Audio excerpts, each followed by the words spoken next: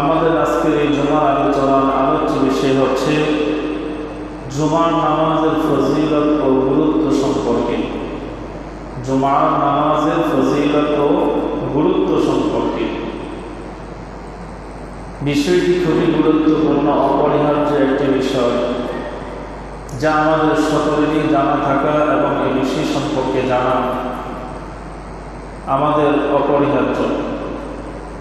এই বিষয়গুলো হয়তো কেউ জানি অথবা কেউ জানি না। যারা জানি না তারা জানব, আর যারা জানি তারা আবারও দ্বিতীয়বার আমলের নিয়তে পাক্কা আলাদা করে আমরা শুনব। আল্লাহ রব্বুল আলামিন যাতে আমাদেরকে এই কথাগুলো আগামী দিন সুন্দরভাবে আমল করার আল্লাহ তাআলা তৌফিক দান করেন, আমিন। অবশ্যই সম্মানিত মুসলিম ভাইরা, সপ্তাহের শ্রেষ্ঠ দিন হচ্ছে জুমার দিন, আর শুক্রবারের শ্রেষ্ঠ নামাজ হলো জুমার নামাজ। জুমার নামাজের বিভিন্ন ফজিলত বর্ণিত হয়েছে হাদিসে। রাসূলুল্লাহ সাল্লাল্লাহু আলাইহি ওয়াসাল্লাম হাদিসে পাকের মধ্যে ইরশাদ ফরমান, জুমা হচ্ছে শ্রেষ্ঠ দিবস। তিনি আরও বলেছেন, যে ব্যক্তি উত্তম রূপে ওযু করে জুমার নামাজ পড়তে আসবে, তার পূর্ববর্তী জুমা থেকে বর্তমান জুমা পর্যন্ত সংঘটিত গুনাহসমূহ আল্লাহ পাক রব্বুল আলামিন মাফ করে দিবেন। সুবহানাল্লাহ। এক জুমা থেকে আরেক জুমা মধ্যবর্তী সময়ে যা গুনাহ করছি, জুমার নামাজ এটা কাফারা হিসাবে আমাদের জন্য হয়ে যাবে। সুবহানাল্লাহ। এর চেয়ে উত্তম সুসংবাদ, এর চেয়ে উত্তম প্রতিদান, এর চেয়ে উত্তম আল্লাহ পাক রব্বুল আলামিনের পক্ষ থেকে উপহার আমাদের জন্য আর কি হতে পারে। কিন্তু এমন একটি দিনকেও আমরা মূল্যায়ন করি না, এমন একটি দিনকেও আমরা গুরুত্ব দেই না, যেই দিন আমাদের জন্য গুনাহের কাফারা, যেই দিন আমাদের জন্য আল্লাহ পাক রব্বুল আলামিনের পক্ষ থেকে নির্ধারিত একটি পবিত্র সুন্দর ঈদের দিন, যেই দিনকে আল্লাহ তাআলা সপ্তাহের রাজা বানিয়ে দিয়েছেন, যেই দিনে আল্লাহ তাআলা আমাদের দোয়া কবুল করবেন, যেই দিন আল্লাহ পাক রব্বুল আলামিন ঈদের জামাতের মতো মানুষের সমাগমে, মানুষের মিলনায়তনের মতো সকল মানুষ একসাথে সপ্তাহে একদিন একত্রিত হবে, ঈদে নামাজের মধ্যে একে অপরের সাথে সাক্ষাৎ হবে, আনন্দ একে অপরের সাথে ভাগাভাগি করে নেবে। কিন্তু বড় দুঃখ আর আফসোস হচ্ছে, আমরা আজকে এমন একটি দিন পাওয়ার পরও এই দিনের যে আমল, এই দিনের যে গুরুত্ব, এই দিনের যে ফজিলত, এই দিনের যে কাজ, এই কাজ আমরা করতে রাজি না, এই কাজ আমরা করতে পারি না। এই কাজ করার ইচ্ছা থাকা, ইচ্ছা করা, এটাও কিন্তু আল্লাহ পাক রব্বুল আলামিনের পক্ষ থেকে অনেক বড় একটি পাওয়া রহমত। আল্লাহ তাআলা সবাইকে সব কাজ করার তৌফিক দেন না, সবাই সব কাজ করতে পারে না। তবে আল্লাহ রাসূল সাল্লাল্লাহু আলাইহি ওয়াসাল্লাম হাদিসে কুদসিতে বলেন, আস-সা'য়ু মিন্নি ওয়াল ইতমামু মিনাল্লাহ। প্রত্যেকটা বান্দা আর বান্দির কাজ হচ্ছে তার সাধ্য অনুযায়ী চেষ্টা চালিয়ে যাওয়া। মহান আল্লাহ সুবহানাহু ওয়া তাআলার কাজ হলো, বান্দা যখন ব্যর্থ হয়ে যায় তখন ওই বান্দার মনের আশাকে পূরণ করে দেওয়া। সুবহানাল্লাহ। আমি আপনি চেষ্টা করব সাধ্য অনুযায়ী, যেখানে আমি ব্যর্থ আর পারতেছি না, অক্ষম, সেখানে রবের দয়া, রবের সাহায্য শুধু। সুবহানাল্লাহ। তো আল্লাহ তাআলা এই হাদিস দ্বারা প্রমাণিত হচ্ছে, আল্লাহ দেখেন আগে আমি আমার দিল থেকে ওই পথে চলা, ওই পথকে গ্রহণ করা, ওই পথের পথিক হওয়া, ওই কাজ করার ইচ্ছা করা, ওই কাজ করার মতো তৌফিক আল্লাহর কাছে পাওয়া এবং চাওয়া, এই ধরনের মন মানসিকতা আমার আছে কি নাই। যদি দেখেন হ্যাঁ আমার ভিতরে আশা আকাঙ্ক্ষা আছে এই পথের পথিক হওয়া, এই কাজ করার, তখনই আল্লাহ পাক রব্বুল আলামিন যখন আমি শুরু করি, আল্লাহ তাআলা তখন এই কাজের মাঝে আল্লাহর পক্ষ থেকে আমাদেরকে তৌফিক দান করে দেন। সুবহানাল্লাহ। এজন্য আমরা জুমার দিন এটাকে বর্তমান সময়ে বানিয়ে নিয়েছি বিবাহের দিন। শুক্রবারে বিবাহ করতে হবে, বিবাহের অনুষ্ঠান করতে হবে। শুক্রবার দিন বিভিন্ন অনুষ্ঠান যা অন্য দিন করা যায় না, এই দিন এটা করতে হবে। শুক্রবার দিন আমাদের দাওয়াত খাইতে হবে, দাওয়াত দিতে হবে। শুক্রবার দিন ঘুরতে যেতে হবে, এটা ঘোরার দিন। অর্থাৎ যত আনন্দ বিনোদন, দুনিয়াবি যত ভোগ বিলাসিতা, সব কিছু এই শুক্রবার দিন। কিন্তু রাষ্ট্রীয়গতভাবে এই দিনটাকে মূল্যায়ন করা হয়েছে ইবাদতের দিন হিসাবে। রাষ্ট্রীয়গতভাবে এই দিনকে ছুটি এই জন্য দেওয়া হয় নাই যে সপ্তাহে একদিন আপনি আনন্দ বিনোদন করবেন। সপ্তাহে একদিন রাষ্ট্রীয়গতভাবে পবিত্র জুমার দিনকে ছুটি হিসাবে ঘোষণা এই কারণেই করা হয়েছে যাতে সুন্দরভাবে সকল মুসলিম জুমার দিনের জুমার নামাজ সুন্দরভাবে আদায় করতে পারে, যাতে কাজের চাপে তার কোনো পেরেশানি না থাকে, এই নামাজ তার কাছ থেকে কোনোভাবেই না ছুটে যায়, গুরুত্ব সহকারে সুন্দরভাবে প্রশান্তি অনুযায়ী যাতে এই নামাজটাকে আদায় করতে পারে। এজন্য রাষ্ট্রীয়গতভাবেও কিন্তু এই দিনটাকে রাষ্ট্রীয়গত ছুটি হিসাবে ঘোষণা করা হয়েছে। কিন্তু আমরা এই দিনটাকে বানিয়েছি আমাদের নিজস্ব কাজের জন্য, নিজস্ব প্রয়োজন মেটানোর জন্য। দেখেন আমাদের জন্য দিল কি আমরা করি। এজন্যই আমি মাঝে মাঝে চিন্তা করি, আল্লাহ সুবহানাহু ওয়া তাআলা আমাদেরকে পৃথিবীতে পাঠাইছেন আখিরাতের বাজার করার জন্য। কিসের? আমাদেরকে আল্লাহ পৃথিবীতে পাঠিয়েছেন আখিরাতের বাজার সদাই করার জন্য। কিন্তু দুনিয়ার এই রং তামাশার বাজারে এমনভাবে আমরা ঢুকে পড়ছি, এই দুনিয়ার বাজারের ভিতরে আমরা ঢোকার পরে আখিরাতের বাজারের যে ব্যাগটা এটাও হারিয়ে ফেলছি। আখিরাতের বাজারের যে ব্যাগ এটা হারিয়ে ফেলছি।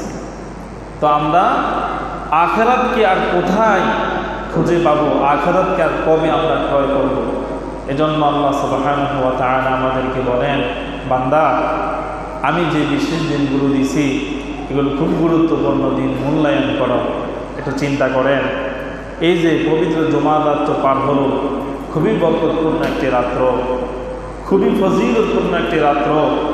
এই রাত্র যারা উলঙ্গ বেহায়াপনা নাচ গান দেখছে, যারা নাটক সিনেমা দেখছে, তাদেরও রাত্রে কিন্তু পার হয়ে গেছে, তারও ফজর হয়েছে।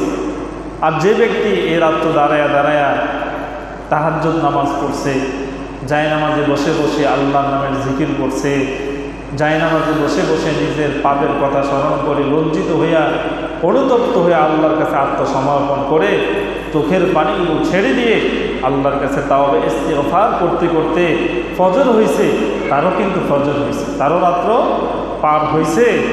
আমি যে গুনাহের কাজে রাত্র পার করছি আমারও ফজর হয়েছে, আর আরেকজন যে সেজদা দিতে দিতে সেজদার মাধ্যমে রাত্র পার করছে তারও কিন্তু ফজর হয়েছে। ফজর উভয়জনের হয়েছে। কিন্তু একটু চিন্তা করেন এই সময়টা কার দামি হলো, কে সময়টাকে কাজে লাগাইতে পারল, কে বুদ্ধিমান, কে সবচেয়ে বড় আল্লাহর বন্ধু হলো, কে এ রাত্রে কিছু অর্জন করতে পারবো, আর কে কি থেকে ব্যর্থ হলো, বঞ্চিত হলো। আমরা এ রাত্রটার মধ্যে কি না করি, রাত্রে মোবাইল দেখতে দেখতে, নাটক সিনেমা দেখতে দেখতে, আনন্দ বিনোদন বিভিন্ন জিনিস দেখতে দেখতে একটা দুইটা পার করে ফেলি। এরপর আমরা ঘুমরে গলে যাই, ফজর আমাদের আর কাজ পড়া সম্ভব হচ্ছে না, কাজা হয়ে যায়। চিন্তা করেন এই রাত্রটা কত ফজিলতপূর্ণ রাত্র। কিন্তু এই জুমার দিন রাত্রে যেদিন আল্লাহ তাআলা রহমত নাজিল করেন, বরকত নাজিল করেন, বান্দা বান্দিকে ক্ষমার জন্য ডাকেন, বান্দা আর বান্দিকে ক্ষমা করে দেন, এমন একটা রাত্র গান বাদ্য দিয়া আমরা এলাকাকে পুরা অশান্তি একটি পরিবেশ কায়েম করি।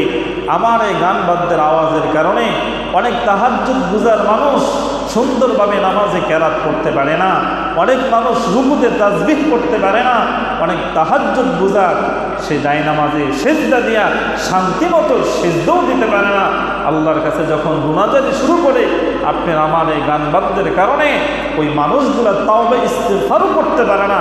একটা মানুষ আল্লাহর কাছে যাবে, আল্লাহর সাথে কথা বলবে, ওই সুযোগটা পর্যন্ত আমি নাফরমান, আমি অবাধ্য, আমি কত বড় আল্লাহ তাআলার একজন নাফরমান গোলাম, নিজে তো কিছু করি না, যারা করে তাদেরকেও শান্তি মতো পালন করতে দেই না।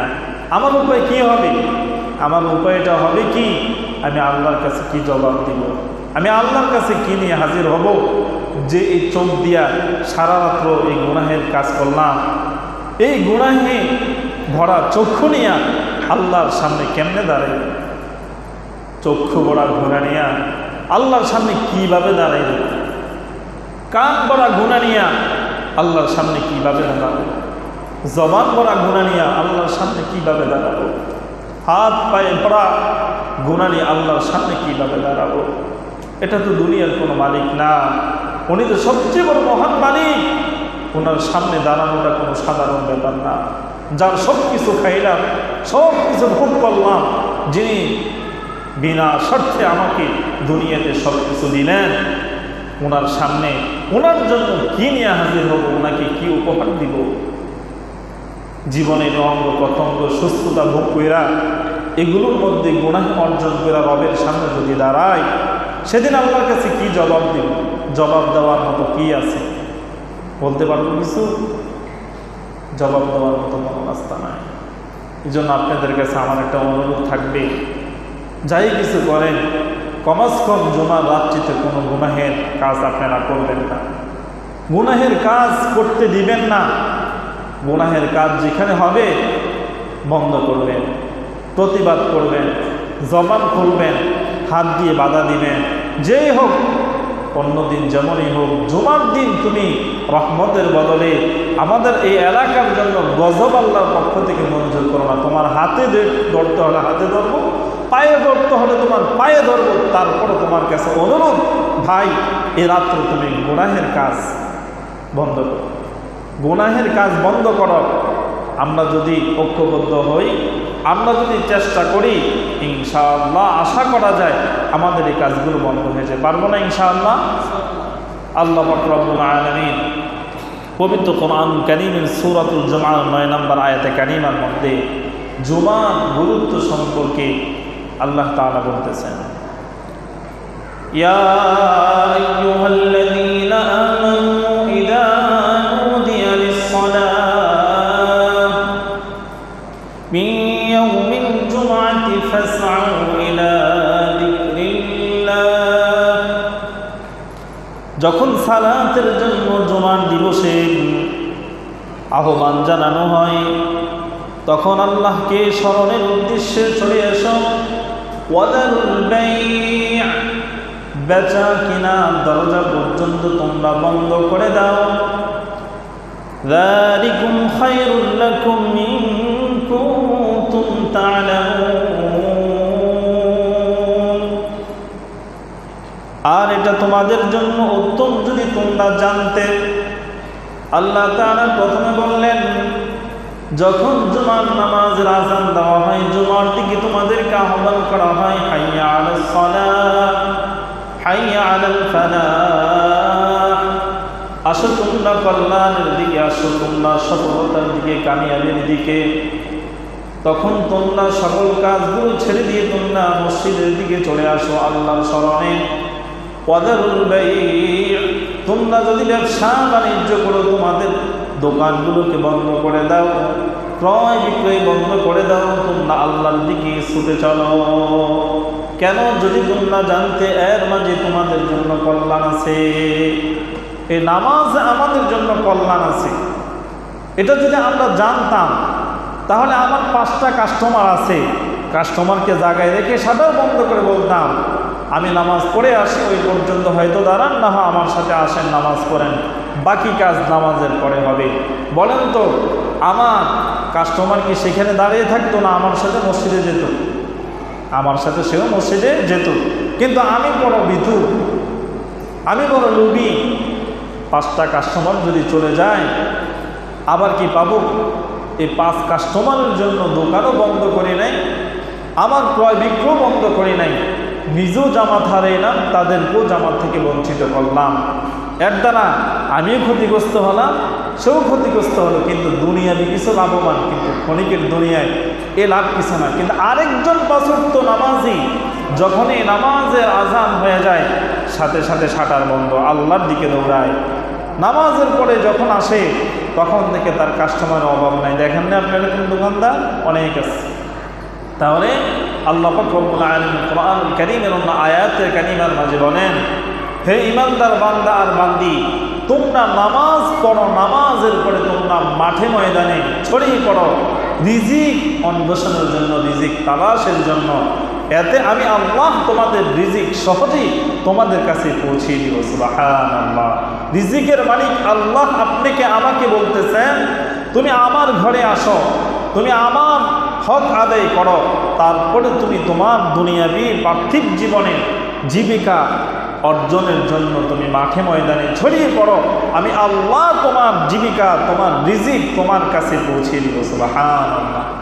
আমরা দুনিয়া অর্জনের জন্য আমরা এই জীবিকার পিছনে দৌড়াইতেছি, কিন্তু দুনিয়া আমাদেরকে লাথি মারে। আমরা যত পিছনে যাই এটা আমাদের থেকে তত দূরে যায়, আমাদেরকে গ্রহণ করে না। আর যারা দেখেন এই দুনিয়া ধরার জন্য চায় না, তারা দুনিয়াকে পিছনে রাখে, আখিরাতকে পিছনে দৌড়ায়, দুনিয়া তাদের পিছনে দৌড়ায়। দেখেন না আপনারা? আমি সকাল থেকে পর্যন্ত নাস্তা 3 বার হয়েছি। কয়বার? আরো কয়েকজনে আমাকে হুজুর আয়েন না, নাস্তাটা করে দেন। তো আমিও তো মানুষ, আপনিও তো মানুষ। আপনি বলতে পারেন হুজুর দেখেন আপনার সাজে, আমার তো সাজে না। আপনি এরকম রিজিকের আশাটা আল্লাহর উপর ছেড়ে দেন। তাওয়াক্কালতু আলাল্লাহ, আমার রিজিকের মালিক কে? আল্লাহ। আল্লাহর উপর আপনি ছেড়ে দেন, দেখবেন আল্লাহ পাক রব্বুল আলামিনও আপনার রিজিকের টেনশন আপনার করতে হবে না। আপনার রিজিক আপনার পিছনে দাঁড়িয়ে থাকবে, রিজিক আপনার পিছনে দাঁড়িয়ে থাকবে, আমাকে ধরো, আমাকে নাও, আমাকে খাও।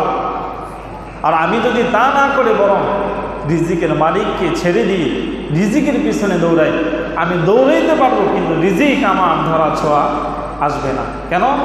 রিজিকের মালিকের পিছনে আমি দৌড়াই না, তো রিজিক আমার পিছনে আসবে কীভাবে? এই জন্য আপনাদের কাছে অনুরোধ, 5 ওয়াক্ত নামাজ সুন্দরভাবে আপনি পরিপাটি করেন, ইনশাআল্লাহ রিজিকে বরকত আসবেই আসবে, আসবেই আসবে। তার কারণ রিজিকের মালিককে আল্লাহ, ওনারই ওয়াদা, ওনারই কথা। এজন্য জুমার দিনের বৈশিষ্ট্য, ইসলামী শরীয়তের বিধান, জুমার দিনের মহত্ব সীমাহীন। জুমার দিনকে জুমার দিন বলে নামকরণের কারণ কি?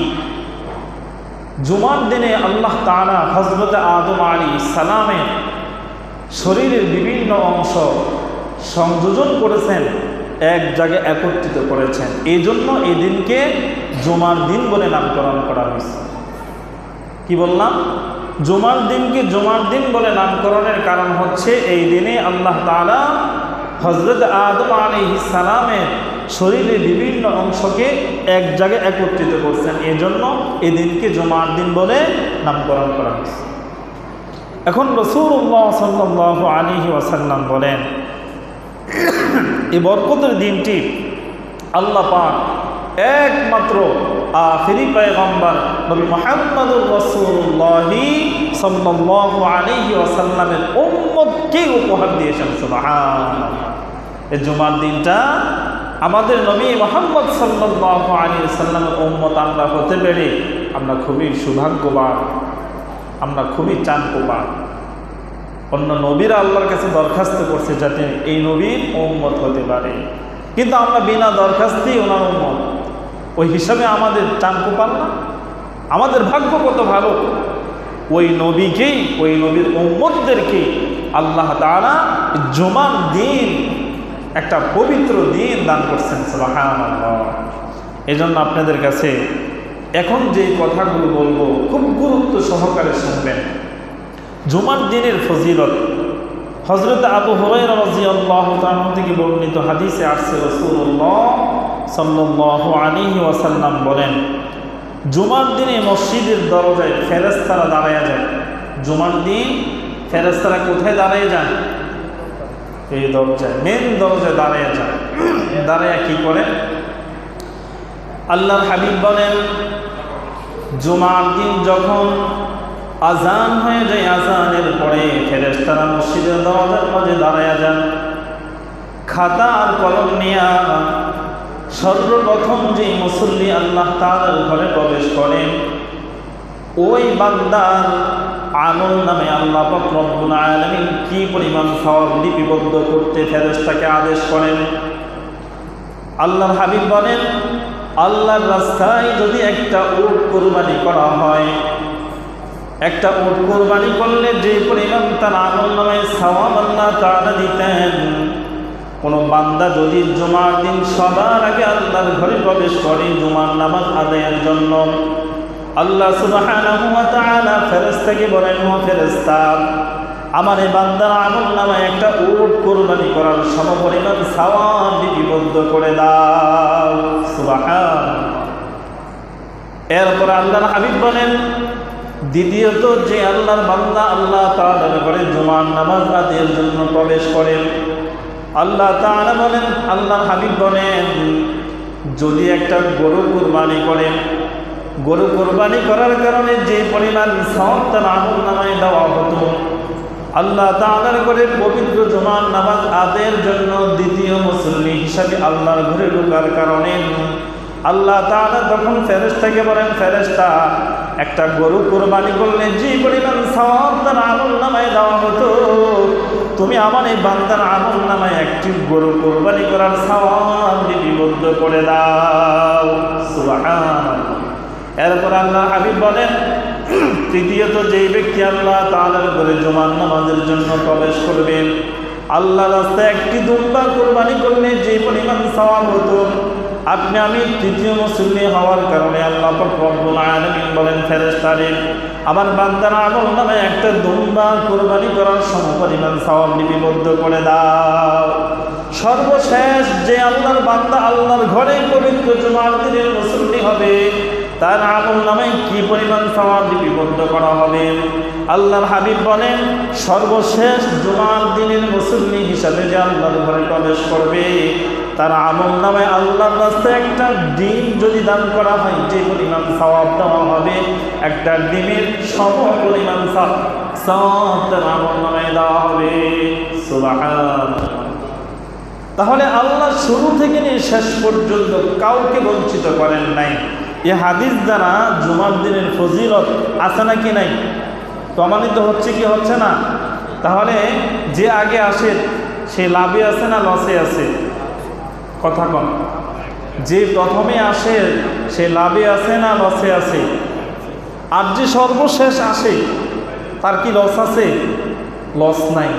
এতটুকুই লস, আগে আসলে যে পরিমাণ পাইতো কিন্তু পরে আসার কারণে কম পাইছে, কিন্তু আল্লাহ বঞ্চিত করেন নাই, দিছেন, একটু দিছেন, যাতে এই বান্দাও দুঃখ আফসোস না করে, গেলাম তো গেলাম, আল্লাহ কিছুই দিল না। না, আল্লাহ বলেন, না, আমি তোমাকে কিছু থেকে বঞ্চিত করি নাই, দিছি কিছু, বঞ্চিত হও না।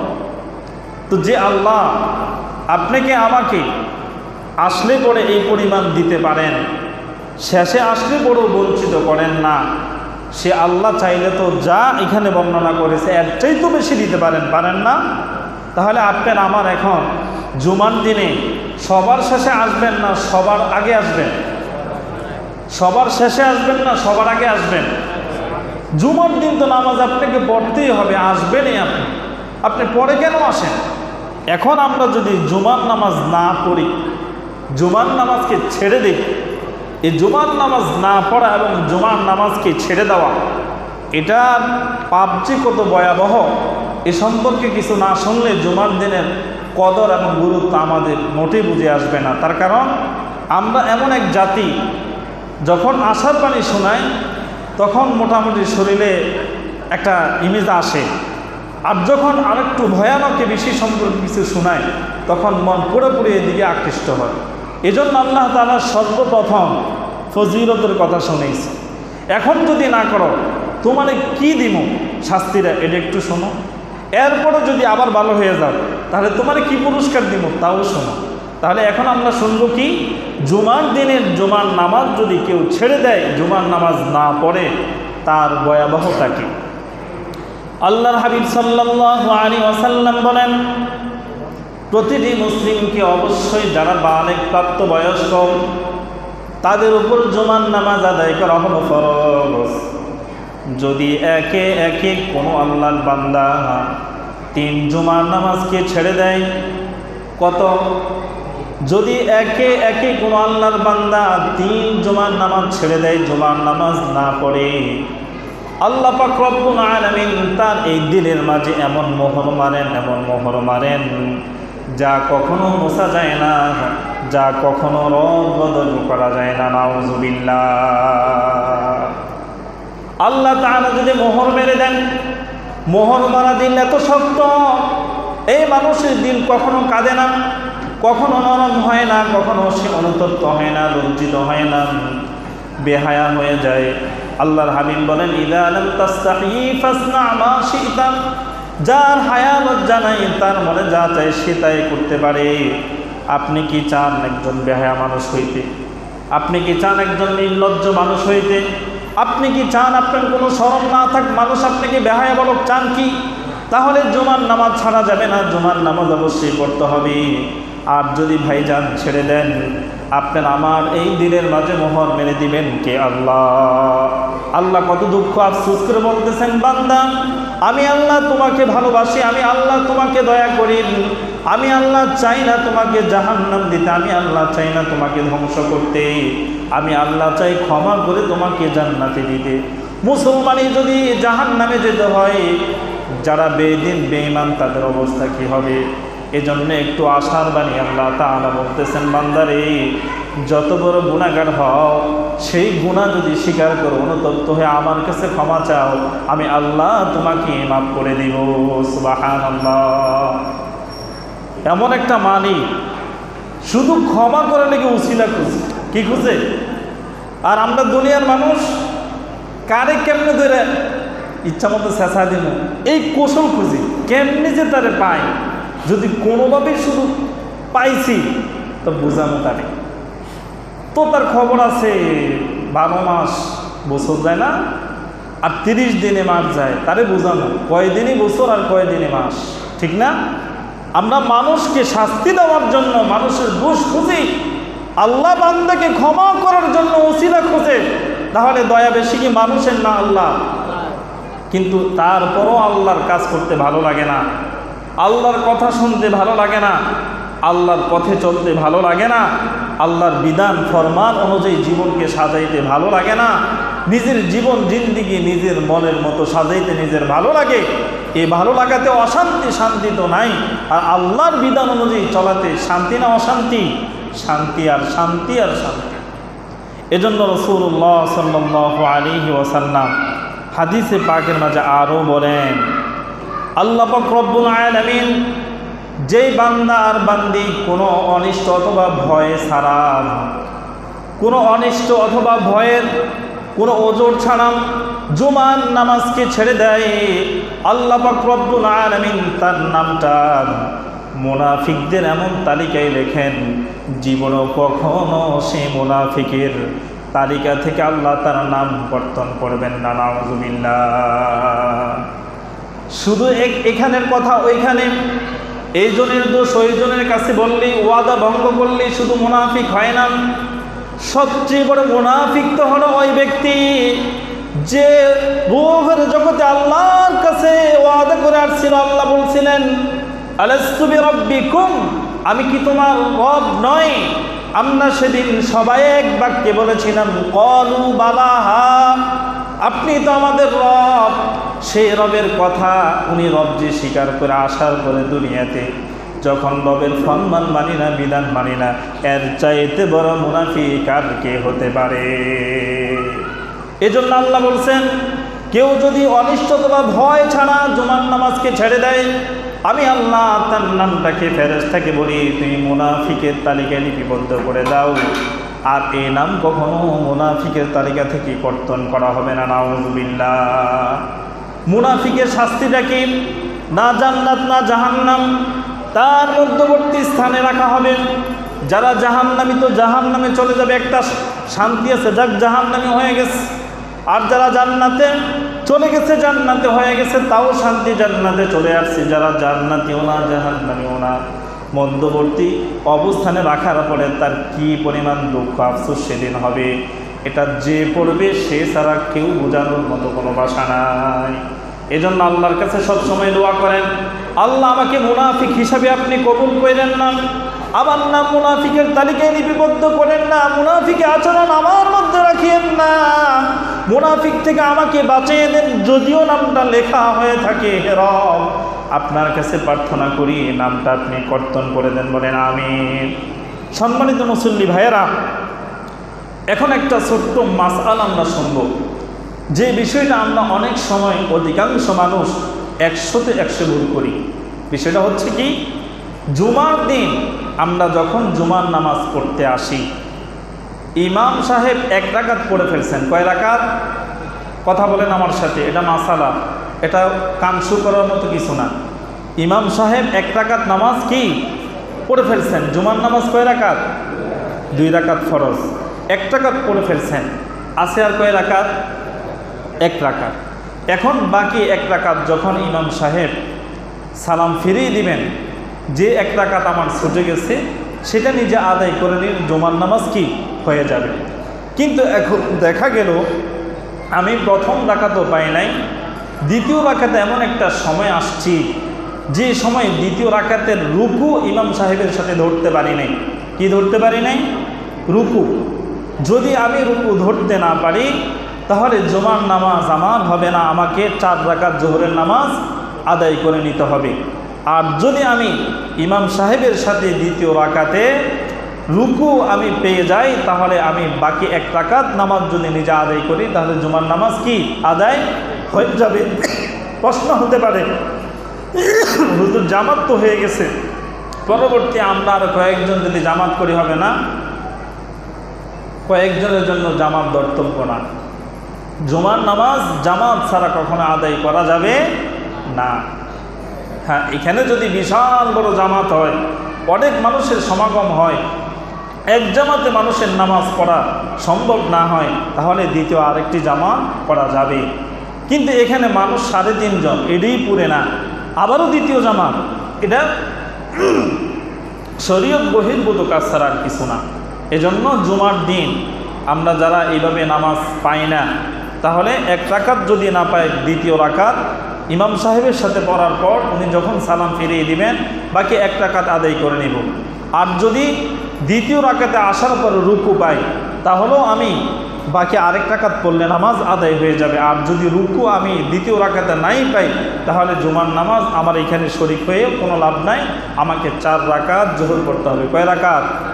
4 রাকাত জোহরের নামাজ পড়তে হবে। সম্মানিত মুসল্লি ভাইয়েরা, আমরা জুমার দিনের খুতবা সম্পর্কে একটু কথা শুনি। জুমার দিন আমরা যখন খুতবা পড়ি, এই খুতবা এটা শোনা মনোযোগ দিয়ে একটা অত্যাবশ্যকীয় বিষয়। আমরা এই খুতবার সময় অনেকেই কথা বলি, অনেকে হাসাহাসি করি, অনেকে অনেক কিছুই করি, এগুলো কিন্তু এখান থেকে সব দেখা যায়, কিন্তু লজ্জায় কিছু বলা যায় না। যদি আপনারা বাচ্চা হইতেন তো আপনাদেরকে কিছু বলা যাইত। কেউ বাবার বয়সী, কেউ নিজের সমবয়সী, এমন বয়সের মানুষকে কথা দিয়ে লজ্জা দেওয়া যায় না, ব্যর্থ আগে ব্যবহার করা যায় না। তার কারণ সে প্রাপ্তবয়স্ক, জ্ঞান সম্পন্ন, আল্লাহ তারে বুঝ দিছে। এই বুঝের মানুষও যদি মসজিদে আসার পর বেবুঝ হয়ে যায়, তার সাথে আর কি যায়? আর কিছু যায়? একটা মানুষ আল্লাহর ঘরে আসছে, তার ভিতরে যদি এই ভয়টাই না থাকে আমি আল্লাহর সামনে বসছি, আমি কিভাবে ডাইনে বামে কথা বলি, কিভাবে আমি নামাজের মধ্যে মানুষের ডিস্টার্ব করি, এই ভয়টাই তো তার ভিতরে নাই। আর আমি বললে তার লজ্জা দিলে কী লাভ হবে, যার নিজের অনুতপ্ত নাই। এই জন্য আপনাদের কাছে মেহেরবানি করে অনুরোধ করছি, জুমার দিন খুতবার সময় অবশ্যই কথা বলবেন না, অবশ্যই কথা বলবেন না। আল্লাহর ঘরের যে ফেরেশতারা আপনার আমল নামায় সওয়াব লিপিবদ্ধ করার জন্য দরজার মধ্যে দাঁড়ায় থাকে, ইমাম সাহেব যখন মিম্বারে দাঁড়িয়ে যান খুতবা দেওয়ার জন্য, ওই ফেরেশতারা পর্যন্ত খাতা কলম গুটাইয়া খুতবা শোনার জন্য মুসল্লিদের সাথে বসে যায়। সুবহানাল্লাহ। শুধু তাই নয়, আরেক হাদিস আল্লাহর হাবিব সাল্লাল্লাহু আলাইহি ওয়াসাল্লাম বলেন, জুমার দিন ইমাম সাহেব খুতবা পড়ে, অনেক মানুষ দেখা যায় সুন্নত আদায় করে। সুন্নত, এটা সুন্নত নামাজ। খুতবা শোনা পড়া হলো ওয়াজিব। ওয়াজিব বড় না সুন্নত বড়? ওয়াজিব বড়, সুন্নত ছোট। যখন খুতবা চলে তখন আপনি সুন্নত পড়বেন না, সুন্নতকে থামিয়ে দিবেন। ওয়াজিব খুতবা আপনি মনোযোগ সহকারে শুনবেন। সুন্নত পরবর্তী ফরজ নামাজ আদায় করার পরে আপনি আদায় করে নেবেন। কিন্তু দেখা যায় এমন মুসল্লি কিছুই জানে না, কেউ যদি বলে খুতবা চলে সুন্নত বন্ধ করে, তুমি বেড়া ফাঁকটানি করো। আছে না কিছু মানুষ এরকম, মানে ভালো কথা কইছি, ভালো লাগছে না। ওয়াজিব ছেড়ে দিয়ে উনি সুন্নত পড়তেছে, তা উনি কি সওয়াব অর্জন করতেছে না গুনাহগার হইতেছে? গুনাহগার হইতেছে। এই জন্য যখন খুতবা চলে তখন অবশ্যই সুন্নত পড়বেন না, সুন্নত পরে আদায় করে নেবেন, তখন খুতবাই শুনবেন। এখন আপনারা বলেন, সুন্নত নামাজ পড়তেছে সেটা কি বলছে পড়া যাবে না, আর তখন যদি কথা বলি তা কি হবে? আল্লাহর হাবিব বলেন, আল্লাহর ঘরে ঢোকার পরে যখন কোনো বান্দা কথা বলেন, ফেরেশতারা তাকে সুন্দরভাবে প্রথমে লক্ষ্য করে বলে, হে আল্লাহর বন্ধু তুমি কথা বন্ধ করে দাও। কি বলল? হে আল্লাহর বন্ধু তুমি কথা বন্ধ করে দাও।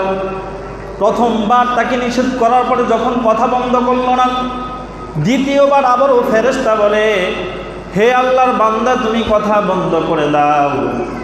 দ্বিতীয়বারও যখন সম্মানসূচক বাক্য ব্যবহার করার পরও কথা বন্ধ করে না, তৃতীয়বার ফেরেশতারা বলে, হে আল্লাহর দুশমন কথা বন্ধ কর।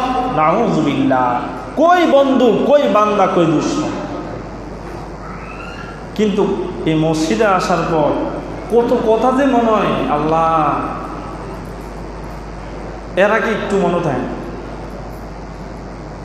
এরপর আরেক হাদিসে আসছে, আল্লাহ রাসূল সাল্লাল্লাহু আলাইহি ওয়াসাল্লাম বলেন, যখন খতিব সাহেব আলোচনা করেন, আমরা অনেকে আছি তাসবিহ পড়তে থাকি, সুবহানাল্লাহ সুবহানাল্লাহ।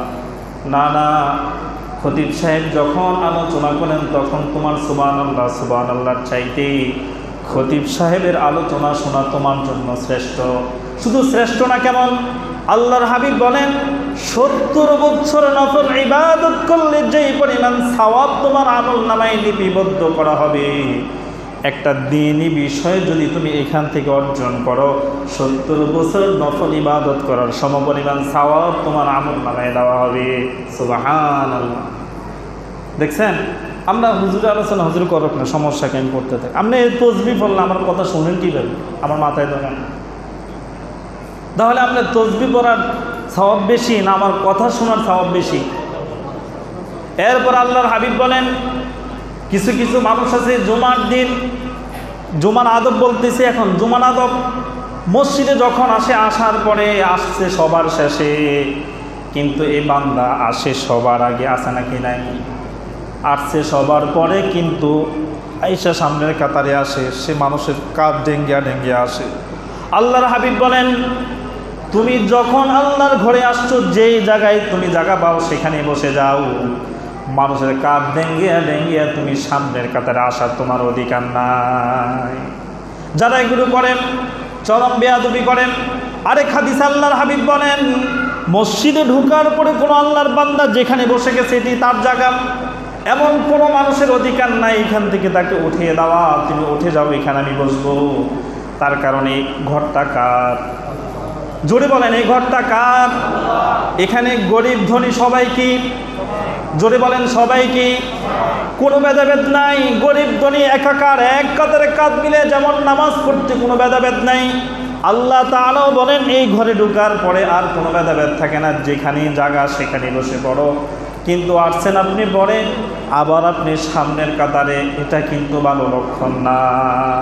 এই জন্য আল্লাহর হাবিব বলছেন, যারা পরে আসো ওই পরে তুমি সেখানেই বসে থাকো, সামনে আসার চেষ্টা করো না। আর যে আগে এসে পড়ছে, যেখানে জায়নামাজ বিছেছে বসছে, তাকেই তুমি উঠিয়ে দিতে পারো না, তার কারণ এটি তার অধিকার, এখানে এসে থাকবে। আর যদি তুমি উঠিয়ে দাও, তুমি জঘন্যতম অন্যায় করো, তোমার চাইতে বড় জঘন্যতম অন্যায়কারী আর কেউ হতে পারে না। আরও কিছু কাজ আল্লাহর হাবিব সাল্লাল্লাহু আলাইহি ওয়াসাল্লাম বলেন, কিছু মানুষ আছে মসজিদে আসার পর ইমাম সাহেবের কাছে বসে না, দূরে দূরে বসে। আছে নাকি নাই? কাছে আসে না, দূরে দূরে বসে। আল্লাহর হাবিব সাল্লাল্লাহু আলাইহি ওয়াসাল্লাম বলেন, যারা ইমাম সাহেবের পাশাপাশি বসে, আমি ইমাম সাহেব দেখে আমার কথা বলি না, আল্লাহ রসুলের হাদিসের কথা বলছে। আল্লাহ রসুল বলেন, যারা দুনিয়াতে ইমাম সাহেব যখন কথা বলেন, নামাজ পড়ান, ইমাম সাহেবের পাশাপাশি যখন থাকে, তারা আগে আগে পাশাপাশি আল্লাহ রসুলের সাথে জান্নাতেও আগে আগে যাবে। সুবহানাল্লাহ। আর যারা কাছে কাছাকাছি পাশাপাশি থাকে না, দূরে দূরে থাকে, তারা জান্নাতেও যাবে দূরে দূরে অনেক সময়ের পরে। বিশেষ করে বৃদ্ধ বাবা যারা আছেন, রাগ করেন না, বুঝানোর নিয়তে বলি, এই মসজিদে আসার পরে এই দেওয়াল হে দেওয়ালে এই যে পড়ছে লাড়াইয়া বইরে দিস, কেউ সাথা আয়েন না, একমত দিয়ে লাইছে ইমাম সাহেব আল্লাহু আকবার কেউ ডাইনি বামে কাতার ফাঁকা, উনি ওই মাথা দাচ্ছে, উনি জায়গাটা কিনে লাইছে, রেস্টোরি করছে। এই জায়গা থেকে আল্লাহর বান্দারে কেউ লড়াইতে পারে না, না এনেই থাকবে। কিন্তু এই দিকেও ফাঁকা, ওই দিকেও ফাঁকা। এই অবস্থায় যদি আমি নামাজের নিয়ত করি, আপনারা বলেন নামাজটা মাকরুহ হবে না? কথা বলেন, নামাজ মাকরুহ হবে কি না? কাতার ফাঁকা রেখে আমি নিয়ত বেঁধে ফেলি, কিন্তু মুসল্লি উনি রেস্টোরি করছে, জায়গায় এটা ছাড়তো না, দাঁড়ায় দিস। দুইজন মিল্লা কইতেছে, কি তো আপনার আইয়ের নাকা দাঁড়ায় থাক, বেশি কথা কাজ করে ফোন দি, তোর বাপেরে দেখছে হইতে পারা যে আমার লগে বেদফি করস, কয় না? কয়নি। খারাপ কিছু কইছে, কিন্তু বালা কথা কইল মুরব্বী স্যার, খারাপ কথা কইল আছে। কি তো বাবা, আপনি এই জায়গায় দাঁড়াই রয়েছেন, আপনি এইদিকে এলি কি আপনার কি কারেন্টে শর্ট করবো? চিন্তা করছেন আপনি? আল্লাহর ঘরে আসার পরও গোলামি ছাড়ে না, তার কোন জায়গায় গেলে আমরা ভালো হন। এই জন্য আপনাদের কাছে অনুরোধ, এই অবস্থায় যদি আমরা নামাজ পড়ি, আমাদের নামাজ মাকরুহ হবে। কি হবে? নামাজ মাকরুহ হবে। এই জন্য নামাজের কাতার আগে আমরা সোজা করব, কোনো ফাঁকা যাতে না থাকে। তারপরে নামাজের কি নিয়ত করা হবে। আমি বেচারা ইমামতি করি, আমার তার কোনো গতি নাই। তখন যদি বললে কিছু কই, ইমাম সাহেব বেশি কন, আপনি আমগুলো সম্মান করেন না, ইজ্জত দেন না, পারেননি, আপনার বাপের বয়সী আমার সম্মানটা দিতেন। আসলে আমি এই শর্মে কিছু কই না, কী তা করেন, আমিও শর্মে কিছু কই না। তো আজকে শরমটা দেখছি না আপনার করে, বুঝাইছি, আছে কি বুঝাইছি, বুঝছেন না আপনারা? আশা করি ইনশাআল্লাহ আসর থেকে এই জামালা আর হবে না, হবে না ইনশাআল্লাহ। আল্লাহ পাক রব্বুল আলামিন এই জুমার দিনে যে গুরুত্ব এবং ফজিলত আমরা শুনলাম, আল্লাহ পাক রব্বুল আলামিন সবাইকে এই গুরুত্ব সহকারে ফজিলত অর্জন করার মতো তৌফিক দেন, বলেন আমিন। ওয়া আখির দাওয়ানা আলহামদুলিল্লাহি রাব্বিল আলামিন। আমাদের আজকের এই জুমার আলোচনার আলোচ্য বিষয় হচ্ছে জুমার নামাজের ফজিলত ও গুরুত্ব সম্পর্কে। জুমার নামাজের ফজিলত ও গুরুত্ব সম্পর্কে বিষয়টি খুবই গুরুত্বপূর্ণ, অপরিহার্য একটি বিষয়, যা আমাদের সকলেরই জানা থাকা এবং এই বিষয় সম্পর্কে জানা আমাদের অপরিহার্য। এই বিষয়গুলো হয়তো কেউ জানি অথবা কেউ জানি না। যারা জানি না তারা জানবো, আর যারা জানি তারা আবারও দ্বিতীয়বার আমলের নিয়তে পাক্কা আলাদা করে আমরা শুনব। আল্লাহ পাক রব্বুল আলামিন যাতে আমাদেরকে এই কথাগুলো আগামী দিন সুন্দরভাবে আমল করার আল্লাহ তাআলা তৌফিক দান করেন, আমিন। অবশ্যই সম্মানিত মুসলিম ভাইরা, সপ্তাহের শ্রেষ্ঠ দিন হচ্ছে জুমার দিন, আর শুক্রবারের শ্রেষ্ঠ নামাজ হলো জুমার নামাজ। জুমার নামাজের বিভিন্ন ফজিলত বর্ণিত হয়েছে হাদিসে। রাসূলুল্লাহ সাল্লাল্লাহু আলাইহি ওয়াসাল্লাম হাদিসে পাকের মধ্যে ইরশাদ ফরমান, জুমা হচ্ছে শ্রেষ্ঠ দিবস। তিনি আরও বলেছেন, যে ব্যক্তি উত্তম রূপে ওযু করে জুমার নামাজ পড়তে আসবে, তার পূর্ববর্তী জুমা থেকে বর্তমান জুমা পর্যন্ত সংঘটিত গুনাহসমূহ আল্লাহ পাক রব্বুল আলামিন মাফ করে দিবেন। সুবহানাল্লাহ। এক জুমা থেকে আরেক জুমা মধ্যবর্তী সময়ে যা গুনাহ করছি, জুমার নামাজ এটা কাফারা হিসাবে আমাদের জন্য হয়ে যাবে। সুবহানাল্লাহ। এর চেয়ে উত্তম সুসংবাদ, এর চেয়ে উত্তম প্রতিদান, এর চেয়ে উত্তম আল্লাহ পাক রব্বুল আলামিনের পক্ষ থেকে উপহার আমাদের জন্য আর কি হতে পারে। কিন্তু এমন একটি দিনকেও আমরা মূল্যায়ন করি না, এমন একটি দিনকেও আমরা গুরুত্ব দেই না, যেই দিন আমাদের জন্য গুনাহের কাফারা, যেই দিন আমাদের জন্য আল্লাহ পাক রব্বুল আলামিনের পক্ষ থেকে নির্ধারিত একটি পবিত্র সুন্দর ঈদের দিন, যেই দিনকে আল্লাহ তাআলা সপ্তাহের রাজা বানিয়ে দিয়েছেন, যেই দিনে আল্লাহ তাআলা আমাদের দোয়া কবুল করবেন, যেই দিন আল্লাহ পাক রব্বুল আলামিন ঈদের জামাতের মতো মানুষের সমাগমে, মানুষের মিলনায়তনের মতো সকল মানুষ একসাথে সপ্তাহে একদিন একত্রিত হবে, ঈদে নামাজের মতো একে অপরের সাথে সাক্ষাৎ হবে, আনন্দ একে অপরের সাথে ভাগাভাগি করে নেবে। কিন্তু বড় দুঃখ আর আফসোস হচ্ছে, আমরা আজকে এমন একটি দিন পাওয়ার পরও এই দিনের যে আমল, এই দিনের যে গুরুত্ব, এই দিনের যে ফজিলত, এই দিনের যে কাজ, এই কাজ আমরা করতে রাজি না, এই কাজ আমরা করতে পারি না। এই কাজ করার ইচ্ছা থাকা, ইচ্ছা করা, এটাও কিন্তু আল্লাহ পাক রব্বুল আলামিনের পক্ষ থেকে অনেক বড় একটি পাওয়া রহমত। আল্লাহ তাআলা সবাইকে সব কাজ করার তৌফিক দেন না, সবাই সব কাজ করতে পারে না। তবে আল্লাহ রাসূল সাল্লাল্লাহু আলাইহি ওয়াসাল্লাম হাদিসে কুদসিতে বলেন, আস-সা'য়ু মিন্নি ওয়াল ইতমামু মিনাল্লাহ। প্রত্যেকটা বান্দা আর বান্দির কাজ হচ্ছে তার সাধ্য অনুযায়ী চেষ্টা চালিয়ে যাওয়া।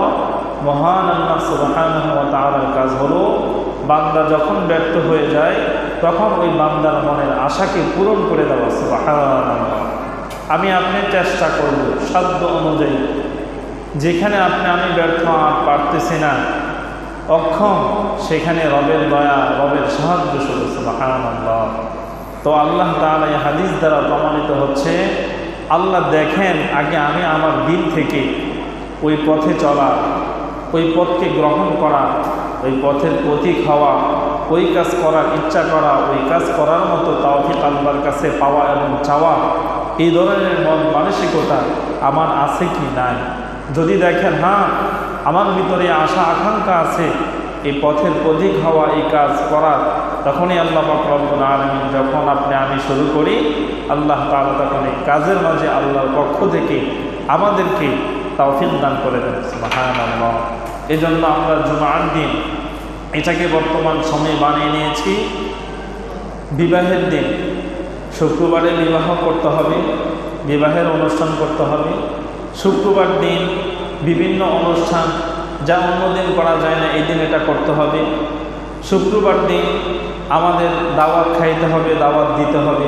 শুক্রবার দিন ঘুরতে যেতে হবে, এটা ঘোরার দিন। অর্থাৎ যত আনন্দ বিনোদন, দুনিয়াবি যত ভোগ বিলাসিতা, সব কিছু এই শুক্রবার দিন। কিন্তু রাষ্ট্রীয়গতভাবে এই দিনটাকে মূল্যায়ন করা হয়েছে ইবাদতের দিন হিসাবে। রাষ্ট্রীয়গতভাবে এই দিনকে ছুটি এই জন্য দেওয়া হয় নাই যে সপ্তাহে একদিন আপনি আনন্দ বিনোদন করবেন। সপ্তাহে একদিন রাষ্ট্রীয়গতভাবে পবিত্র জুমার দিনকে ছুটি হিসাবে ঘোষণা এই কারণেই করা হয়েছে যাতে সুন্দরভাবে সকল মুসলিম জুমার দিনের জুমার নামাজ সুন্দরভাবে আদায় করতে পারে, যাতে কাজের চাপে তার কোনো পেরেশানি না থাকে, এই নামাজ তার কাছ থেকে কোনোভাবেই না চলে যায়, গুরুত্ব সহকারে সুন্দরভাবে প্রশান্তি অনুযায়ী যাতে এই নামাজটাকে আদায় করতে পারে। এজন্য রাষ্ট্রীয়গতভাবেও কিন্তু এই দিনটাকে রাষ্ট্রীয়গত ছুটি হিসাবে ঘোষণা করা হয়েছে। কিন্তু আমরা এই দিনটাকে বানিয়েছি আমাদের নিজস্ব কাজের জন্য, নিজস্ব প্রয়োজন মেটানোর জন্য। দেখেন আমাদের জন্য দিল কি আমরা করি। এজন্যই আমি মাঝে মাঝে চিন্তা করি, আল্লাহ সুবহানাহু ওয়া তাআলা আমাদেরকে পৃথিবীতে পাঠাইছেন আখিরাতের বাজার করার জন্য। কিসের? আমাদেরকে আল্লাহ পৃথিবীতে পাঠিয়েছেন আখিরাতের বাজার সদাই করার জন্য। কিন্তু দুনিয়ার এই রং তামাশার বাজারে এমনভাবে আমরা ঢুকে পড়ছি, এই দুনিয়ার বাজারের ভিতরে আমরা ঢোকার পরে আখেরাতের বাজারের যে ব্যাগটা এটাও হারাই ফেলছে। আখেরাতের বাজারের যে ব্যাগ এটা হারাই ফেলছে। তো আমরা আখেরাতকে আর কোথায় খুঁজে পাবো, আখেরাতকে আর কবে আমরা ক্রয় করব? এজন্য আল্লাহ সুবহানাহু ওয়া তাআলা আমাদেরকে বলেন, বান্দা আমি যে বিশেষ দিনগুলো দিছি এগুলো খুব গুরুত্বপূর্ণ দিন, মূল্যায়ন করো, একটু চিন্তা করেন। এই যে পবিত্র জুমার রাত্র পার হলো, খুবই বরকতপূর্ণ একটি রাত্র, খুবই ফজিলতপূর্ণ একটি রাত্র। এই রাত্র যারা উলঙ্গ বেহায়াপনা নাচ গান দেখছে, যারা নাটক সিনেমা দেখছে, তাদেরও রাত্রে কিন্তু পার হয়ে গেছে, তারও ফজর হয়েছে। আর যে ব্যক্তি এই রাত্র দাঁড়ায়া দাঁড়ায়া তাহাজ্জুদ নামাজ পড়ছে, জায়নামাজে বসে বসে আল্লাহর নামের জিকির করছে, জায়নামাজে বসে বসে নিজের পাপের কথা স্মরণ করে লজ্জিত হইয়া অনুতপ্ত হয়ে আল্লাহর কাছে আত্মসমর্পণ করে চোখের পানিগুলো ছেড়ে দিয়ে আল্লাহর কাছে তাওবা ইস্তিগফার করতে করতে ফজর হয়েছে, তারও কিন্তু ফজর হয়েছে, তারও রাত্র পার হয়েছে। আমি যে গুনাহের কাজে রাত্র পার করছি আমারও ফজর হয়েছে, আর আরেকজন যে সেজদা দিতে দিতে সেজদার মাধ্যমে রাত্র পার করছে তারও কিন্তু ফজর হয়েছে। ফজর উভয়জনের হয়েছে, কিন্তু একটু চিন্তা করেন এই সময়টা কার দামি হলো, কে সময়টাকে কাজে লাগাইতে পারলো, কে বুদ্ধিমান, কে সবচেয়ে বড় আল্লাহর বন্ধু হলো, কে রাত্রে কিছু অর্জন করতে পারবো, আর কে কি থেকে ব্যর্থ হলো, বঞ্চিত হলো। আমরা এ রাত্রটার মধ্যে কি না করি, রাত্রে মোবাইল দেখতে দেখতে, নাটক সিনেমা দেখতে দেখতে, আনন্দ বিনোদন বিভিন্ন জিনিস দেখতে দেখতে একটা দুইটা পার করে ফেলি, এরপর আমরা ঘুমরে গলে যাই, ফজর আমাদের আর কাজ পড়া সম্ভব হচ্ছে না, কাজা হয়ে যায়। চিন্তা করেন এই রাত্রটা কত ফজিলতপূর্ণ রাত্র। কিন্তু এই জুমার দিন রাত্রে যেদিন আল্লাহ তাআলা রহমত নাজিল করেন, বরকত নাজিল করেন, বান্দা বান্দিকে ক্ষমার জন্য ডাকেন, বান্দা আর বান্দিকে ক্ষমা করে দেন, এমন একটা রাত্র গান বাদ্য দিয়া আমরা এলাকাকে পুরা অশান্তি একটি পরিবেশ কায়েম করি। আমার এই গান বাদ্যের আওয়াজের কারণে অনেক তাহাজ্জুদ গুজার মানুষ সুন্দরভাবে নামাজে কেরাত করতে পারে না, অনেক মানুষ রুকুতে তাসবিহ করতে পারে না, অনেক তাহাজ্জুদ গুজার সে যায় নামাজে সেজদা দিয়া শান্তিমতো সেজদাও দিতে পারে না। আল্লাহর কাছে যখন গুনাহগারি শুরু করে আপনার আমার এই গান বাদ্যের কারণে ওই মানুষগুলো তাওবা ইস্তিগফারও করতে পারে না। একটা মানুষ আল্লাহর কাছে যাবে, আল্লাহর সাথে কথা বলবে, ওই সুযোগটা পর্যন্ত আমি নাফরমান, আমি অবাধ্য, আমি কত বড় আল্লাহ তাআলার একজন নাফরমান গোলাম, নিজে তো কিছু করি না, যারা করে তাদেরকেও শান্তি মতো পালন করতে দেই না। আমার উপায় কি হবে? আমার উপায়টা হবে কি, আমি আল্লাহর কাছে কি জবাব দিব, আমি আল্লাহর কাছে কি নিয়ে হাজির হব যে এই চোখ দিয়া সারা রাত্র এই গুনাহের কাজ করলাম, এই গুনাহে ভরা চক্ষু নিয়া আল্লাহর সামনে কেমনে দাঁড়াই, চক্ষু ভরা গুনাহ নিয়া আল্লাহর সামনে কিভাবে দাঁড়াই, কান ভরা গুনাহ নিয়া আল্লাহর সামনে কিভাবে দাঁড়াবো, জবান ভরা গুনাহ নিয়া আল্লাহর সামনে কিভাবে দাঁড়াবো, হাত পায়ে ভরা গুনাহ নিয়ে আল্লাহর সামনে কিভাবে দাঁড়াবো। এটা তো দুনিয়ার কোনো মালিক না, উনি তো সবচেয়ে বড় মহান মালিক। ওনার সামনে দাঁড়ানোটা কোনো সাধারণ ব্যাপার না। যার সব কিছু খাইলাম, সব কিছু ভোগ করলাম, যিনি বিনা স্বার্থে আমাকে দুনিয়াতে সব কিছু দিলেন, ওনার সামনে ওনার জন্য কি নিয়ে হাজির হব, ওনাকে কি উপহার দিব। জীবনের অঙ্গ প্রত্যঙ্গ সুস্থতা ভোগ কইরা এগুলোর মধ্যে গুনাহ অর্জন করে রবের সামনে যদি দাঁড়ায়, সেদিন আল্লাহর কাছে কি জবাব দিব? জবাব দেওয়ার মতো কি আছে? বলতে পারবো কিছু? জবাব দেওয়ার মতো কোনো রাস্তা নাই।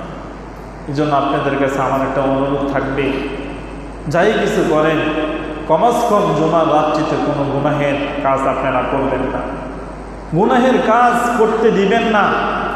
গুনাহের কাজ যেখানে হবে বন্ধ করবেন, প্রতিবাদ করবেন, জবান খুলবেন, হাত দিয়ে বাধা দিবেন।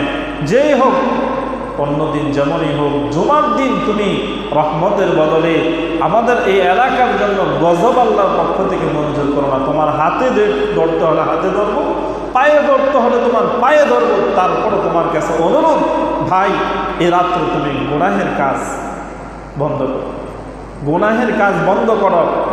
আমরা যদি ঐক্যবদ্ধ হই, আমরা যদি চেষ্টা করি, ইনশাআল্লাহ আশা করা যায় আমাদের এই কাজগুলো বন্ধ হয়ে যায়। পারবো না ইনশাআল্লাহ?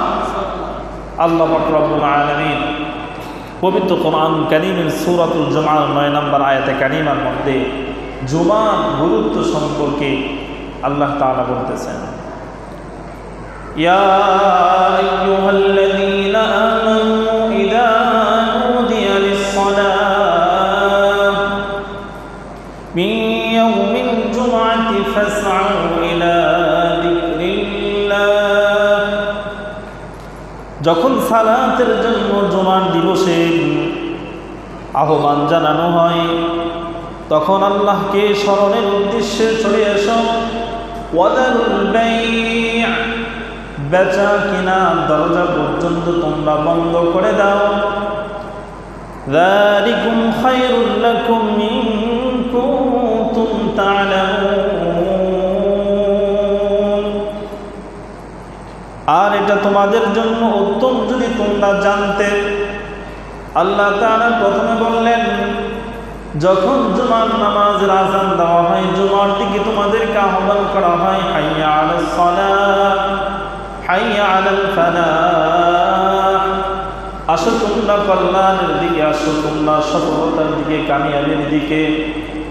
তখন তোমরা সকল কাজগুলো ছেড়ে দিয়ে তোমরা মসজিদের দিকে চলে আসো আল্লাহর স্মরণে। ওয়াদারুল বাই', তোমরা যদি ব্যবসা বাণিজ্য করো, তোমাদের দোকানগুলোকে বন্ধ করে দাও, ক্রয় বিক্রয় বন্ধ করে দাও, তোমরা আল্লাহর দিকে ছুটে চলো। কেন? যদি তোমরা জানতে এর মাঝে তোমাদের জন্য কল্যাণ আছে।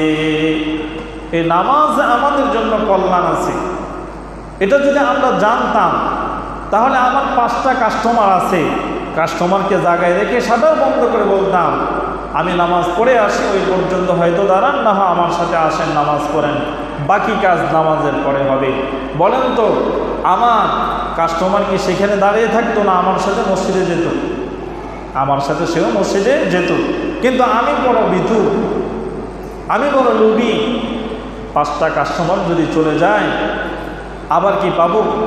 এই 5 কাস্টমারের জন্য দোকানও বন্ধ করি নাই, আমার ক্রয় বিক্রয় বন্ধ করি নাই, নিজেও জামাত হারাইলাম, তাদেরকেও জামাত থেকে বঞ্চিত করলাম। এর দ্বারা আমিও ক্ষতিগ্রস্ত হলাম, সেও ক্ষতিগ্রস্ত হলো, কিন্তু দুনিয়াবি কিছু লাভবান, কিন্তু ক্ষণিকের দুনিয়ায় এ লাভ কিছু না। কিন্তু আরেকজন 5 ওয়াক্ত নামাজি যখনই নামাজের আযান হয়ে যায়, সাথে সাথে শাটার বন্ধ, আল্লাহর দিকে দৌড়ায়। নামাজের পরে যখন আসে, তখন থেকে তার কাস্টমারের অভাব নাই। দেখেন না আপনার এরকম দোকানদার অনেক আছে। তাহলে আল্লাহ পাক রব্বুল আলামিন কোরআনুল কারীমের অন্য আয়াতে কারীমার মাঝে বলেন, হে ঈমানদার বান্দা আর বান্দি, তোমরা নামাজ পড়ো, নামাজের পরে তোমরা মাঠে ময়দানে ছড়িয়ে পড়ো রিজিক অন্বেষণের জন্য, রিজিক তালাশের জন্য। এতে আমি আল্লাহ তোমাদের রিজিক সহজেই তোমাদের কাছে পৌঁছে দিব। সুবহানাল্লাহ। রিজিকের মালিক আল্লাহ আপনাকে আমাকে বলতেছেন, তুমি আমার ঘরে আসো, তুমি আমার হক আদায় করো, তারপরে তুমি তোমার দুনিয়াবি পার্থিব জীবনে জীবিকা অর্জনের জন্য তুমি মাঠে ময়দানে ছড়িয়ে পড়ো। আমি আল্লাহ তোমার জীবিকা, তোমার রিজিক তোমার কাছে পৌঁছে দিব। সুবহানাল্লাহ। আমরা দুনিয়া অর্জনের জন্য আমরা এই জীবিকার পিছনে দৌড়াইতেছি, কিন্তু দুনিয়া আমাদেরকে লাথি মারে। আমরা যত পিছনে যাই, এটা আমাদের থেকে তত দূরে যায়, আমাদেরকে গ্রহণ করে না। আর যারা দেখেন এই দুনিয়া ধরার জন্য চায় না, তারা দুনিয়া কি পিছনে রাখে, আখিরাতকে পিছনে দৌড়ায়, দুনিয়া তাদের পিছনে দৌড়ায়। দেখেন না আপনারা? আমি সকাল থেকে পর্যন্ত নাস্তা 3 বার হয়েছে। কয়বার? আরো কয়েকজনে আমাকে হুজুর আয়েন না, নাস্তাটা করে দেন। তো আমিও তো মানুষ, আপনিও তো মানুষ। আপনি বলতে পারেন, হুজুর দেখেন আপনার সাজে, আমার তো সাজে না। আপনি এরকম রিজিকের আশাটা আল্লাহর উপর ছেড়ে দেন। তাওয়াক্কালতু আলাল্লাহ, আমার রিজিকের মালিক কে? আল্লাহ। আল্লাহর উপর আপনি ছেড়ে দেন, দেখবেন আল্লাহ পাক রব্বুল আলামিনও আপনার রিজিকের টেনশন আপনার করতে হবে না, আপনার রিজিক আপনার পিছনে দাঁড়িয়ে থাকবে।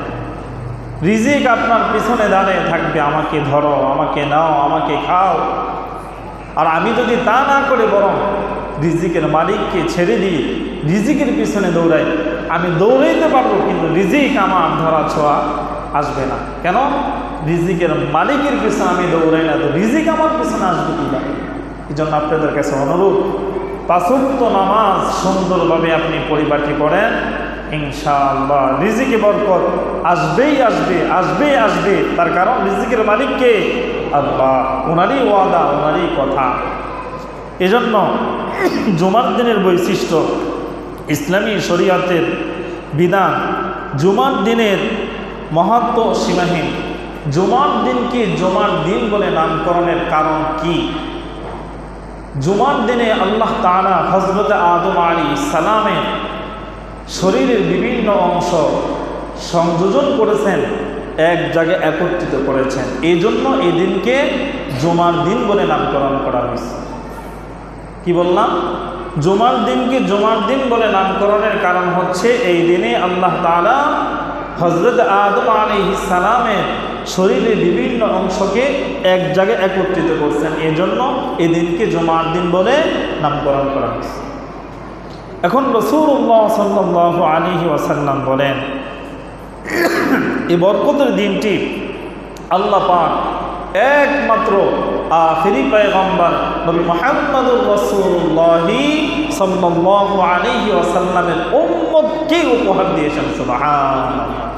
এই জুমার দিনটা আমাদের নবী মুহাম্মদ সাল্লাল্লাহু আলাইহি ওয়াসাল্লামের উম্মত আমরা হতে পেরে আমরা খুবই সৌভাগ্যবান, আমরা খুবই চানকোপান। অন্য নবীরা আল্লাহর কাছে দরখাস্ত করছে যাতে এই নবীর উম্মত হতে পারে, কিন্তু আমরা বিনা দরখাস্তেই ওনার উম্মত। ওই হিসাবে আমাদের চানকোপান না?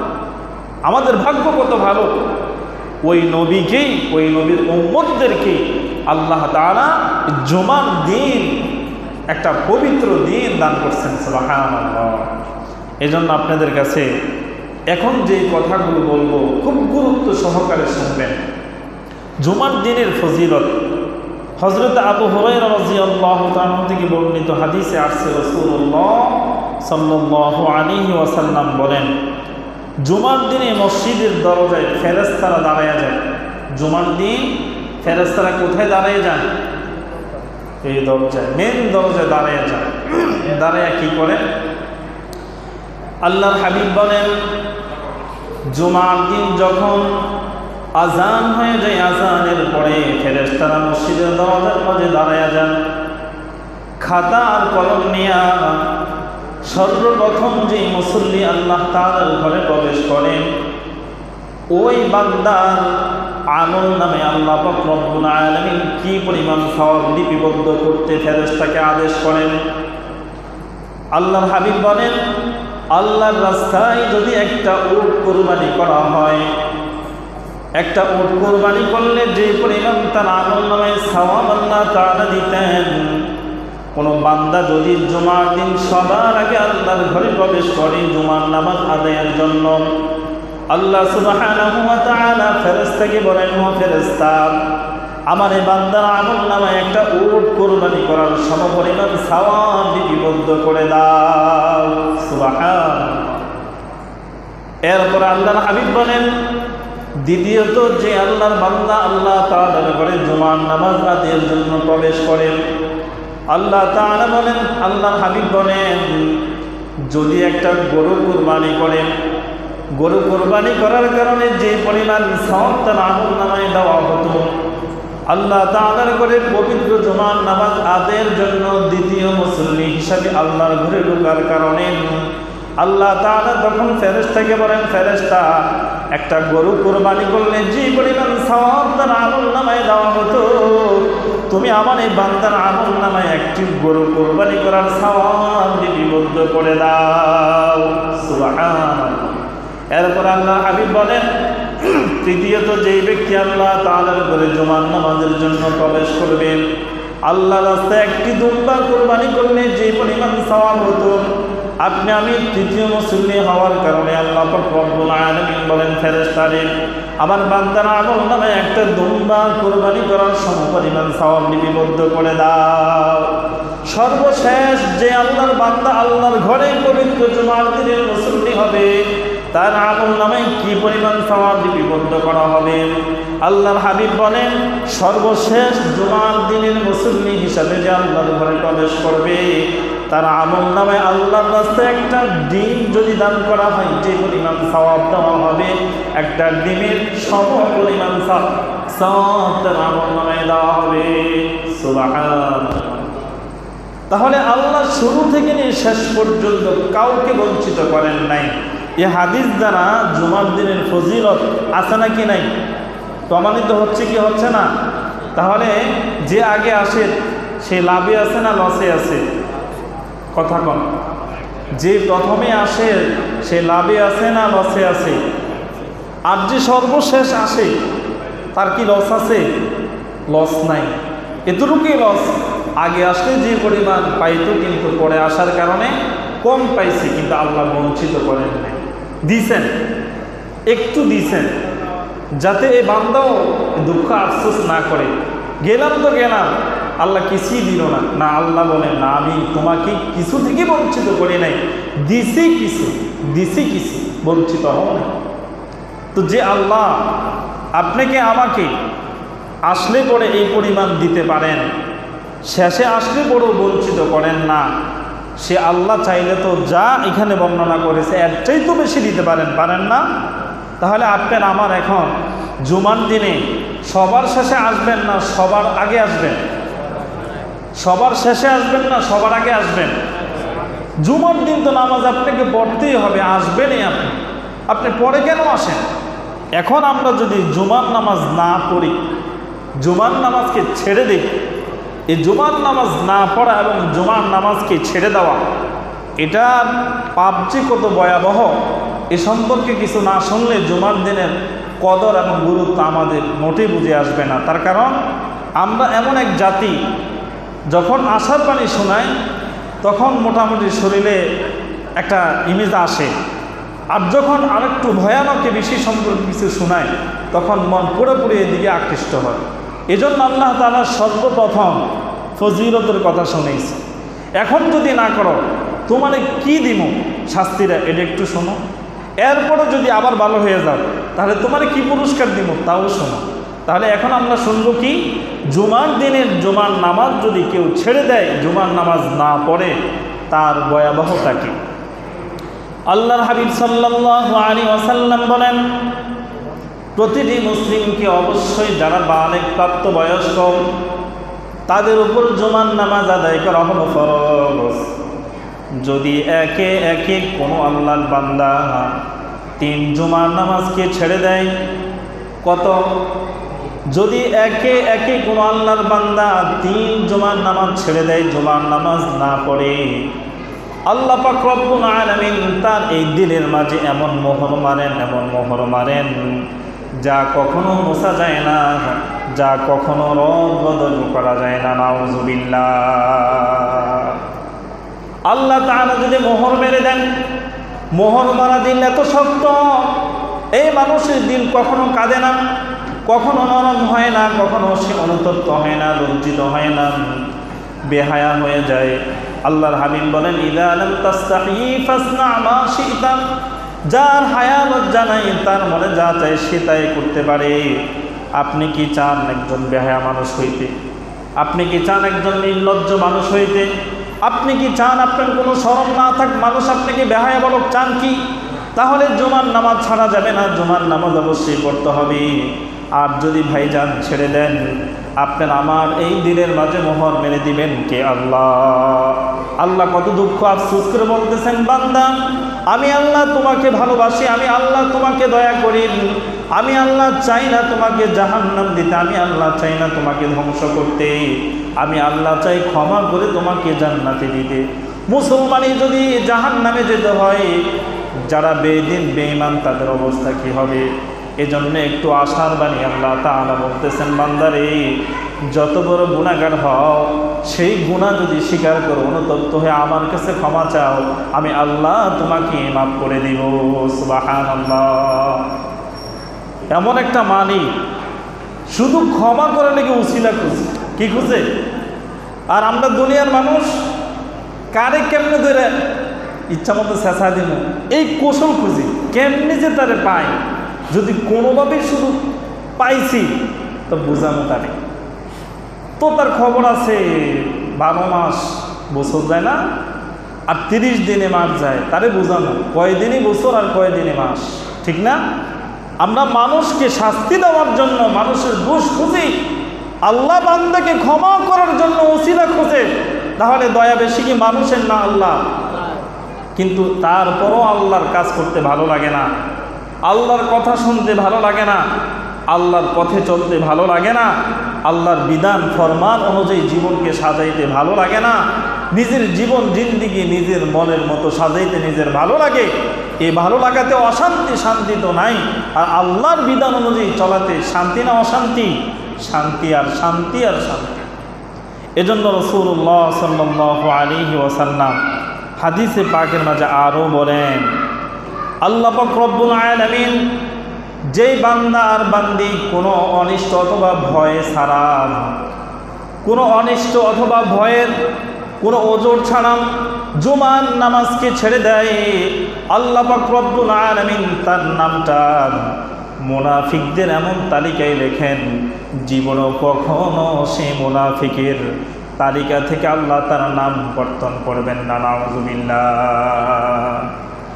শুধু এখানের কথা ওইখানে, এই জনের দোষ ওই জনের কাছে বললেই, ওয়াদা ভঙ্গ করলেই শুধু মুনাফিক হয় না। সবচেয়ে বড় মুনাফিক তো হলো ওই ব্যক্তি যে রূহের জগতে আল্লাহর কাছে ওয়াদা করে আসছিল। আল্লাহ বলছিলেন, আলাস্তু বিরাব্বিকুম, আমি কি তোমার রব নয়? আমরা সেদিন সবাই এক বাক্যে বলেছিলাম, ক্বালু বালা, হ্যাঁ আপনি তো আমাদের রব। সেই রবের কথা উনি রব যে স্বীকার করে আসার পরে দুনিয়াতে যখন রবের ফরমান মানি না, বিধান মানি না, এর চাইতে বড় মুনাফিক আর কে হতে পারে? এজন্য আল্লাহ বলছেন, কেউ যদি অনিষ্টতা বা ভয় ছাড়া জুমার নামাজকে ছেড়ে দেয়, আমি আল্লাহ তার নামটাকে ফেরেশতাকে বলি, তুমি মুনাফিকের তালিকায় লিপিবদ্ধ করে দাও, আর এই নাম কখনো মুনাফিকের তালিকা থেকে কর্তন করা হবে না। নাউযুবিল্লাহ। মুনাফিকের শাস্তিটা কি? না জান্নাত না জাহান্নাম, তার মধ্যবর্তী স্থানে রাখা হবে। যারা জাহান্নামী তো জাহান্নামে চলে যাবে, একটা শান্তি আছে, যাক জাহান্নামী হয়ে গেছে। আর যারা জান্নাতে চলে গেছে, জান্নাতে হয়ে গেছে, তাও শান্তি, জান্নাতে চলে আসছে। যারা জান্নাতিও না জাহান্নামীও না, মধ্যবর্তী অবস্থানে রাখার পরে তার কি পরিমাণ দুঃখ আফসোস সেদিন হবে, এটা যে পড়বে সে ছাড়া কেউ বোঝানোর মতো কোনো ভাষা নাই। এজন্য আল্লাহর কাছে সবসময় দোয়া করেন, আল্লাহ আমাকে মুনাফিক হিসাবে আপনি কবুল করেন না, আমার নাম মুনাফিকের তালিকায় লিপিবদ্ধ করেন না, মুনাফিকের আচরণ আমার মধ্যে রাখিয়েন না, মুনাফিক থেকে আমাকে বাঁচিয়ে দেন। যদিও নামটা লেখা হয়ে থাকে, হে রব আপনার কাছে প্রার্থনা করি নামটা আপনি কর্তন করে দেন, বলেন আমিন। সম্মানিত মুসল্লি ভাইয়েরা, এখন একটা ছোট্ট মাসআলা আমরা শুনব, যে বিষয়টা আমরা অনেক সময় অধিকাংশ মানুষ 100-তে 100 ভুল করি। বিষয়টা হচ্ছে কি, জুমার দিন আমরা যখন জুমার নামাজ পড়তে আসি, ইমাম সাহেব 1 রাকাত পড়ে ফেলছেন। কয় রাকাত? কথা বলেন আমার সাথে, এটা মাসালা, এটা কানসু করার মতো কিছু না। ইমাম সাহেব 1 রাকাত নামাজ কি পড়ে ফেলছেন। জুমার নামাজ কয় রাকাত? 2 রাকাত ফরজ, 1 রাকাত পড়ে ফেলছেন। আছে আর কয় রাকাত? 1 রাকাত। এখন বাকি 1 রাকাত যখন ইমাম সাহেব সালাম ফিরিয়ে দিবেন, যে 1 রাকাত আমার ছুটে গেছে সেটা নিজে আদায় করে নিন, জুমার নামাজ কি হয়ে যাবে। কিন্তু এখন দেখা গেল আমি প্রথম রাকাতও পাই নাই, দ্বিতীয় রাকাতে এমন একটা সময় আসছি যে সময় দ্বিতীয় রাকাতের রুকু ইমাম সাহেবের সাথে ধরতে পারি নাই। কি ধরতে পারি নাই? রুকু। যদি আমি রুকু ধরতে না পারি তাহলে জুমার নামাজ আমার হবে না, আমাকে 4 রাকাত জোহরের নামাজ আদায় করে নিতে হবে। আর যদি আমি ইমাম সাহেবের সাথে দ্বিতীয় রাকাতে রুকু আমি পেয়ে যাই, তাহলে আমি বাকি 1 রাকাত নামাজ যদি নিজে আদায় করি, তাহলে জুমার নামাজ কি আদায় হয়ে যাবে। প্রশ্ন হতে পারে, হুজুর জামাত তো হয়ে গেছে, পরবর্তী আমরা আর কয়েকজন যদি জামাত করি হবে না? কয়েকজনের জন্য জামাত কর্তব্য না। জুমার নামাজ জামাত ছাড়া কখনো আদায় করা যাবে না। হ্যাঁ, এখানে যদি বিশাল বড় জামাত হয়, অনেক মানুষের সমাগম হয়, এক জামাতে মানুষের নামাজ পড়া সম্ভব না হয়, তাহলে দ্বিতীয় আরেকটি জামাত পড়া যাবে। কিন্তু এখানে মানুষ 3.5 জন, এটাই পুরে না, আবারও দ্বিতীয় জামাত, এটা শরীয়ত বহির্ভূত কাজ ছাড়া আর কিছু না। এজন্য জুমার দিন আমরা যারা এইভাবে নামাজ পাই না, তাহলে 1 রাকাত যদি না পাই, দ্বিতীয় রাকাত ইমাম সাহেবের সাথে পড়ার পর উনি যখন সালাম ফিরিয়ে দিবেন, বাকি 1 রাকাত আদায় করে নিব। আর যদি দ্বিতীয় রাকাতে আসার পর রুকু পাই, তাহলেও আমি বাকি আরেক রাকাত পড়লে নামাজ আদায় হয়ে যাবে। আর যদি রুকু আমি দ্বিতীয় রাকাতে নাই পাই, তাহলে জুমার নামাজ আমার এখানে শরীক হয়ে কোনো লাভ নাই। আমাকে 4 রাকাত জোহর পড়তে হবে। কয় রাকাত? 4 রাকাত জোহরের নামাজ পড়তে হবে। সম্মানিত মুসল্লি ভাইয়েরা, আমরা জুমার দিনের খুতবা সম্পর্কে একটু কথা শুনি। জুমার দিন আমরা যখন খুতবা পড়ি, এই খুতবা এটা শোনা মনোযোগ দিয়ে একটা অত্যাবশ্যকীয় বিষয়। আমরা এই খুতবার সময় অনেকেই কথা বলি, অনেকে হাসাহাসি করি, অনেকে অনেক কিছুই করি, এগুলো কিন্তু এখান থেকে সব দেখা যায়, কিন্তু লজ্জায় কিছু বলা যায় না। যদি আপনারা বাচ্চা হইতেন তো আপনাদেরকে কিছু বলা যাইত। কেউ বাবার বয়সী, কেউ নিজের সমবয়সী, এমন বয়সের মানুষকে কথা দিয়ে লজ্জা দেওয়া যায় না, ব্যর্থ আগে ব্যবহার করা যায় না। তার কারণ সে প্রাপ্তবয়স্ক, জ্ঞান সম্পন্ন, আল্লাহ তারে বুঝ দিছে। এই বুঝের মানুষও যদি মসজিদে আসার পর বেবুঝ হয়ে যায়, তার সাথে আর কি যায়? আর কিছু যায়? একটা মানুষ আল্লাহর ঘরে আসছে, তার ভিতরে যদি এই ভয়টাই না থাকে, আমি আল্লাহর সামনে বসছি, আমি কিভাবে ডাইনে বামে কথা বলি, কিভাবে আমি নামাজের মধ্যে মানুষের ডিস্টার্ব করি, এই ভয়টাই তো তার ভিতরে নাই। আর আমি বললে তার লজ্জা দিলে কী লাভ হবে, যার নিজের অনুতপ্ত নাই। এই জন্য আপনাদের কাছে মেহেরবানি করে অনুরোধ করছি, জুমার দিন খুতবার সময় অবশ্যই কথা বলবেন না, অবশ্যই কথা বলবেন না। আল্লাহর ঘরের যে ফেরেশতারা আপনার আমল নামায় সওয়াব লিপিবদ্ধ করার জন্য দরজার মধ্যে দাঁড়ায় থাকে, ইমাম সাহেব যখন মিম্বারে দাঁড়িয়ে যান খুতবা দেওয়ার জন্য, ওই ফেরেশতারা পর্যন্ত খাতা কলম গুটাইয়া খুতবা শোনার জন্য মুসল্লিদের সাথে বসে যায়। সুবহানাল্লাহ। শুধু তাই নয়, আরেক হাদিস আল্লাহর হাবিব সাল্লাল্লাহু আলাইহি ওয়াসাল্লাম বলেন, জুমার দিন ইমাম সাহেব খুতবা পড়ে, অনেক মানুষ দেখা যায় সুন্নত আদায় করে। সুন্নত, এটা সুন্নত নামাজ। খুতবা শোনা পড়া হলো ওয়াজিব। ওয়াজিব বড় না সুন্নত বড়? ওয়াজিব বড়, সুন্নত ছোট। যখন খুতবা চলে তখন আপনি সুন্নত পড়বেন না, সুন্নতকে থামিয়ে দিবেন। ওয়াজিব খুতবা আপনি মনোযোগ সহকারে শুনবেন। সুন্নত পরবর্তী ফরজ নামাজ আদায় করার পরে আপনি আদায় করে নেবেন। কিন্তু দেখা যায় এমন মুসল্লি কিছুই জানে না, কেউ যদি বলে খুতবা চলে, সুন্নত বন্ধ করে, তুমি বেড়া ফাঁকটামি করো। আছে না কিছু মানুষ এরকম, মানে ভালো কথা কইছি, ভালো লাগছে না।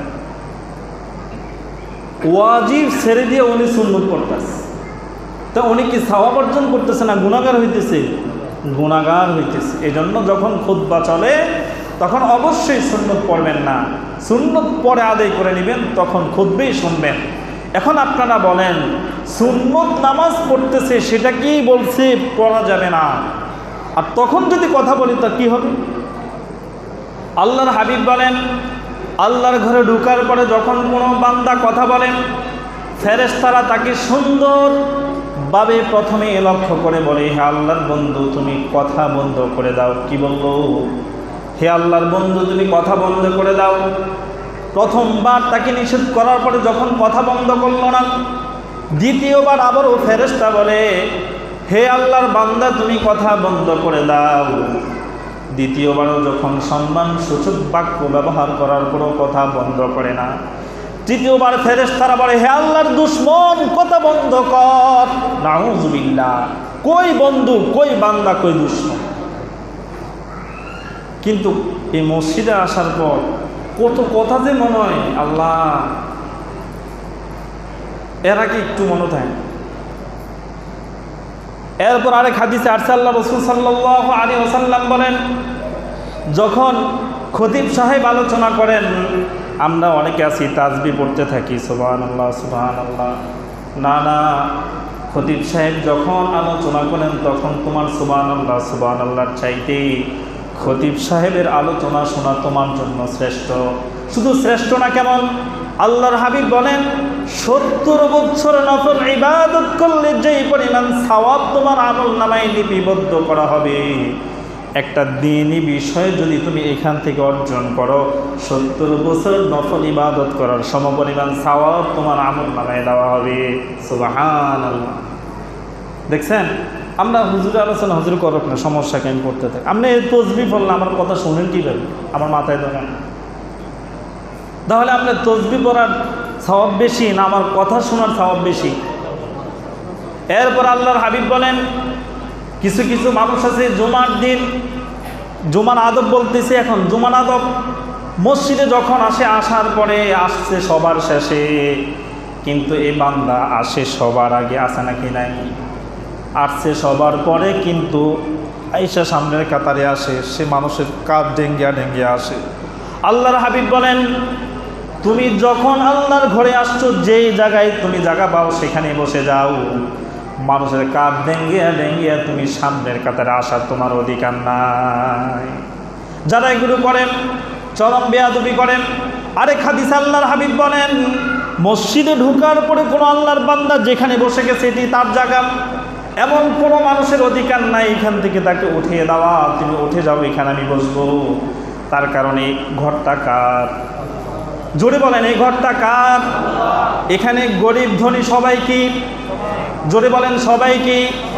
কোনো ভেদাভেদ নাই, গরিব ধনী একাকার, এক কাতারে কাঁধ মিলে যেমন নামাজ পড়তে কোনো ভেদাভেদ নাই। আল্লাহ তাআলাও বলেন, এই ঘরে ঢোকার পরে আর কোনো ভেদাভেদ থাকে না, যেখানে জায়গা সেখানে বসে পড়ো। কিন্তু আসছেন আপনি পরে, আবার আপনি সামনের কাতারে, এটা কিন্তু ভালো লক্ষণ না। এই জন্য আল্লাহর হাবিব বলছেন, যারা পরে আসো ওই পরে তুমি সেখানেই বসে থাকো, সামনে আসার চেষ্টা করো না। আর যে আগে এসে পড়ছে, যেখানে জায়নামাজ বিছাইছে বসছে, তাকেই তুমি উঠিয়ে দিতে পারো না, তার কারণ এটি তার অধিকার, এখানে এসে থাকবে। আর যদি তুমি উঠিয়ে দাও, তুমি জঘন্যতম অন্যায় করো, তোমার চাইতে বড় জঘন্যতম অন্যায়কারী আর কেউ হতে পারে না। আরও কিছু কাজ আল্লাহর হাবিব সাল্লাল্লাহু আলাইহি ওয়াসাল্লাম বলেন, কিছু মানুষ আছে মসজিদে আসার পর ইমাম সাহেবের কাছে বসে না, দূরে দূরে বসে, আসে নাকি নাই? কাছে আসে না, দূরে দূরে বসে। আল্লাহর হাবিব সাল্লাল্লাহু আলাইহি ওয়াসাল্লাম বলেন, যারা ইমাম সাহেবের পাশাপাশি বসে, আমি ইমাম সাহেব দেখে আমার কথা বলি না, আল্লাহ রসুলের হাদিসের কথা বলছে। আল্লাহ রসুল বলেন, যারা দুনিয়াতে ইমাম সাহেব যখন কথা বলেন, নামাজ পড়ান, ইমাম সাহেবের পাশাপাশি যখন থাকে, তারা আগে আগে পাশাপাশি আল্লাহ রসুলের সাথে জান্নাতেও আগে আগে যাবে। সুবহানাল্লাহ। আর যারা কাছে কাছাকাছি পাশাপাশি থাকে না, দূরে দূরে থাকে, তারা জান্নাতেও যাবে দূরে দূরে অনেক সময়ের পরে। বিশেষ করে বৃদ্ধ বাবা যারা আছেন, রাগ করেন না, বুঝানোর নিয়তে বলি, এই মসজিদে আসার পরে এই দেওয়াল হে দেওয়ালে এই যে পড়ছে লাড়াইয়া পড়ে দিস, কেউ সাথা আইন না, একমত দিয়ে লাইছে ইমাম সাহেব আল্লাহু আকবার কেবল, ডাইনে বামে কাতার ফাঁকা, উনি ওই মাথাটা আছে, উনি জায়গাটা কিনে লাইছে, রেস্টোরি করছে। এই জায়গা থেকে আল্লাহর বান্দারে কেউ লড়াইতে পারে না, না এনেই থাকবে। কিন্তু এই দিকেও ফাঁকা, ওই দিকেও ফাঁকা। এই অবস্থায় যদি আমি নামাজের নিয়ত করি, আপনারা বলেন নামাজটা মাকরুহ হবে না? কথা বলেন, নামাজ মাকরুহ হবে কি না? কাতার ফাঁকা দেখে আমি নিয়ত বেঁধে ফেলি, কিন্তু মুসল্লি উনি রেস্টোরি করছে, জায়গায় এটা ছাড়তো না, দাঁড়ায় দিস। দুইজন মিল্লা কইতেছে, কি তো আমরা আইয়ের নাকা, দাঁড়ায় থাক, বেশি কথা কাজ বেড়া, ফোন দি, তোর বাপেরে দেখছে হইতে পারা যে আমার লগে বেদফি করস, কয় না? কয়নি। খারাপ কিছু কইছে, কিন্তু বালা কথা কইল মুরব্বী স্যার, খারাপ কথা কইলেছে, তুই কি তো বাবা, আপনি এই জায়গায় দাঁড়াই রয়েছেন, আপনি এইদিকে এলি কি আপনার কি কারেন্টে শর্ট করবো? চিন্তা করছেন আপনি? আল্লাহর ঘরে আসার পরও গোলামি ছাড়ে না, তার কোন জায়গায় গেলে আমরা ভালো হন? এই জন্য আপনাদের কাছে অনুরোধ, এই অবস্থায় যদি আমরা নামাজ পড়ি, আমাদের নামাজ মাকরু হবে। কি হবে? নামাজ মাকরু হবে। এই জন্য নামাজের কাতার আগে আমরা সোজা করব, কোনো ফাঁকা যাতে না থাকে। তারপরে নামাজের কি নিয়ত করা হবে। আমি বেচারা ইমামতি করি, আমার তার কোনো গতি নাই। তখন যদি বললে কিছু কই, ইমাম সাহেব বেশি কন, আপনি আমগুলো সম্মান করেন না, ইজ্জত দেন না, পারেননি, আপনার বাপের বয়সী আমার সম্মানটা দিতেন। আসলে আমি এই শর্মে কিছু কই না, কী তা করেন, আমিও শর্মে কিছু কই না। তো আজকে শরমটা দেখছেন আপনার করে বুঝাইছি, আজকে কি বুঝাইছি, বুঝছেন না আপনারা? আশা করি ইনশাআল্লাহ আসর থেকে এই জামালা আর হবে না, হবে না ইনশাআল্লাহ। আল্লাহ পাক রব্বুল আলামিন এই জুমার দিনে যে গুরুত্ব এবং ফজিলত আমরা শুনলাম, আল্লাহ পাক রব্বুল আলামিন সবাইকে এই গুরুত্ব সহকারে ফজিলত অর্জন করার মতো তৌফিক দেন, বলেন আমিন। ওয়া আখির দাওয়ানা আলহামদুলিল্লাহি রাব্বিল আলামিন।